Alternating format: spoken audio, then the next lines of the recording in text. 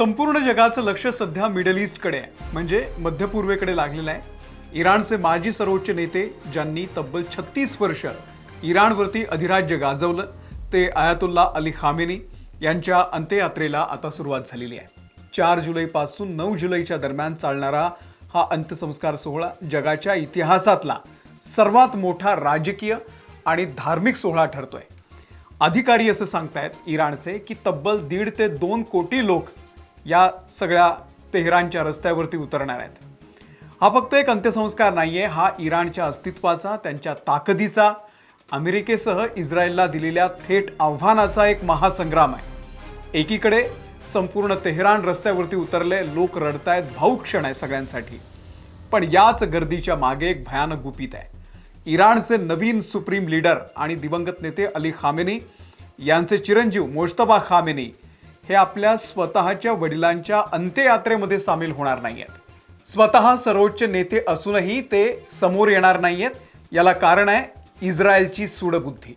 इस्रायलचा असा कोणता भयानक प्लॅन आहे ज्यामुळे मोज्तबा खामेनी यांना बंकरमध्येच लपून बसावं लागलंय. आणि जर इस्रायलनं या अंत्ययात्रेच्या दरम्यान काही हालचाल केली, हल्ला केला, तर इराणनं जगाला उद्ध्वस्त करण्याची कोणती फायनल वॉर्निंग दिलेली आहे हे सगळं मी तुम्हाला पुढच्या काही मिनिटांमध्ये सांगणार आहे. नमस्कार, मी अमोल किन्होळकर. आपण पाहत आहात महाराष्ट्र टाइम्स ऑनलाईन.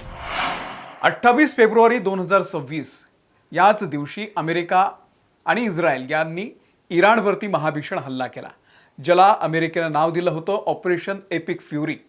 आणि या हल्ल्याच्या पहिल्याच दिवशी तेहरानमधल्या एका सुरक्षित सरकारी निवासस्थानावरती सकाळी ठीक 8 वाजता एक बॉम्ब डागण्यात आले. आणि या एकाच हल्ल्यामध्ये इराणचे सर्वात शक्तिशाली नेते आयातुल्ला अली खामेनी यांना संपवण्यात आलं. ही एक धक्कादायक बाब अशी होती की या हल्ल्यामध्ये फक्त अली खामेनी गेले नाहीत, तर त्यांच्या कुटुंबातले लहान थोर अनेक जण संपले. युद्ध सुरू झाल्यामुळे गेल्या 4 महिन्यांपासून त्यांना दफन केलं जाऊ शकत नव्हतं. आता कुठे कतार आणि पाकिस्तानच्या मध्यस्थीनं 60 दिवसांचा तात्पुरता युद्धविराम झालाय, ज्याला इस्लामाबाद MOU सुद्धा म्हटलं जाते. आणि या शांततेच्या काळामध्ये आता हा अंत्यसंस्कार पार पडतोय. पण यातही ट्रॅजेडी आहे. वडिलांच्या मृत्यूनंतर मोज्तबा खामेनी इराणचे नवीन सुप्रीम लीडर बनले.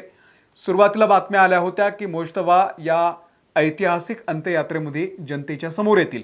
पण आता भारतातील इराणचे प्रतिनिधी असलेले आयातुल्ला हकीम इलाही यांनी अधिकृतपणे हे स्पष्ट केलेलं आहे की मोज्तबा या अंत्ययात्रेमध्ये येणार नाही आहेत. त्यांच्या मागे 2 अत्यंत गंभीर कारण आहेत. पहिलं कारण आहे 28 फेब्रुवारीच्या ज्या हल्ल्यामध्ये त्यांचे वडील आणि त्यांची पत्नी सुद्धा मारली गेली.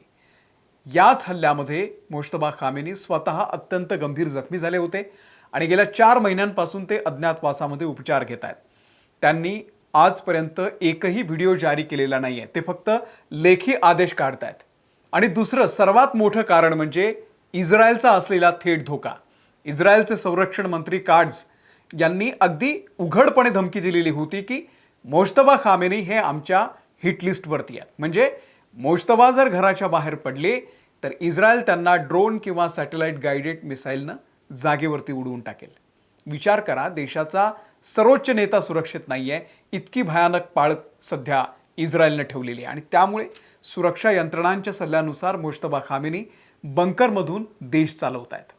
पण मोज्तबा जरी समोर येत नसले तरी तेहरानच्या रस्त्यावरती जे दृश्य आहे, जे सध्या आपल्याला दिसतंय, ते अंगावरती काटा आणणार आहे. शनिवारपासून 6 दिवसांच्या अंत्ययात्रेला सुरुवात होणार आहे.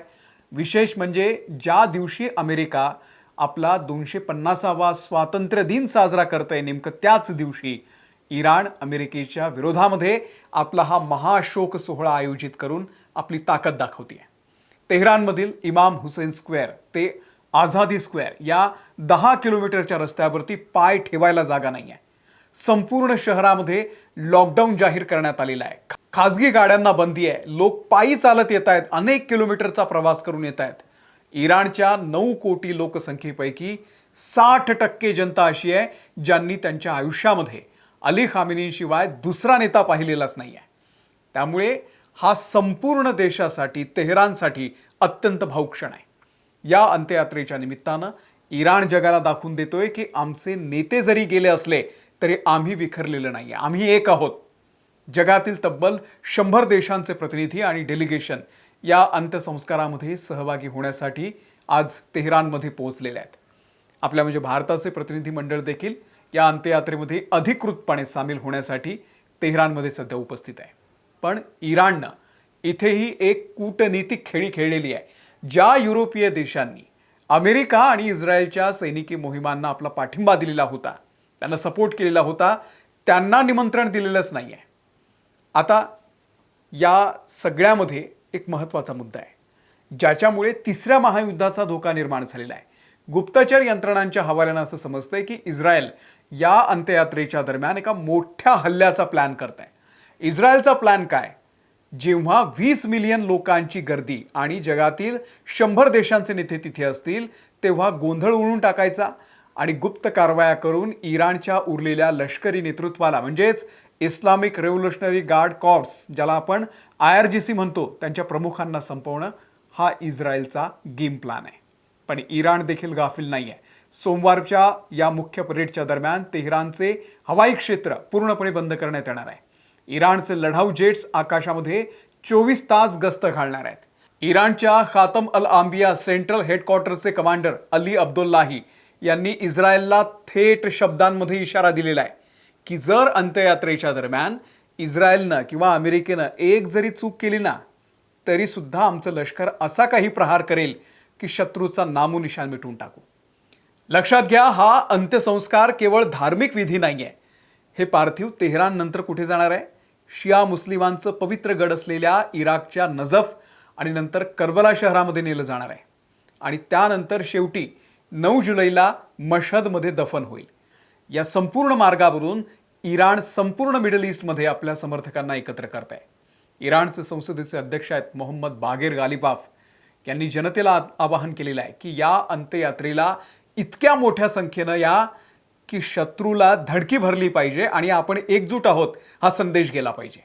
थोडक्यात सांगायचं तर परिस्थिती अत्यंत नाजूक आहे, भावूक आहे संपूर्ण इराणसाठी. एका बाजूला 20 मिनिटाच्या अंतरावरती युद्ध सुरू होऊ शकतं अशी परिस्थिती आहे, तर दुसऱ्या बाजूला दोहामध्ये शांततेची चर्चा सुद्धा सुरू आहे.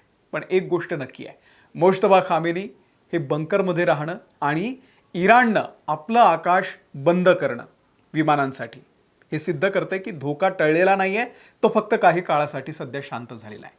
तुम्हाला या सगळ्याबद्दल नेमकं काय वाटतंय? इस्रायल या युद्धविरामामध्ये खरोखरच हल्ला करण्याचं धाडस करेल का? इस्रायल हा पुन्हा एकदा या सगळ्या भावूक क्षणी सुद्धा इराणवरती हल्ला करण्याचा प्लॅन करू शकतो का? आणि जर केलं तर इराणनं काय करावं? काय तुम्ही सांगाल? या सगळ्याबद्दल तुमचं जे मत आहे ते तुम्ही खाली कमेंटमध्ये नक्की सांगा. आमच्या महाराष्ट्र टाइम्सच्या यूट्यूब चॅनलला जर तुम्ही सबस्क्राईब केलेलं नसेल, सबस्क्राईब करा. आम्ही फेसबुकवरती आहोत, इंस्टाग्रामवरती आहोत, तिथे आम्हाला फॉलो करा. त्यासोबतच अशाच या सगळ्या युद्धासंदर्भातल्या आणि आंतरराष्ट्रीय राजकारणासंदर्भातल्या ज्या काही बातम्या असतील त्या सगळ्याचं विश्लेषण तुम्हाला याच व्हिडिओच्या माध्यमामधून आम्ही या चॅनलवरती देत राहू. पाहत रहा महाराष्ट्र टाइम्स ऑनलाईन.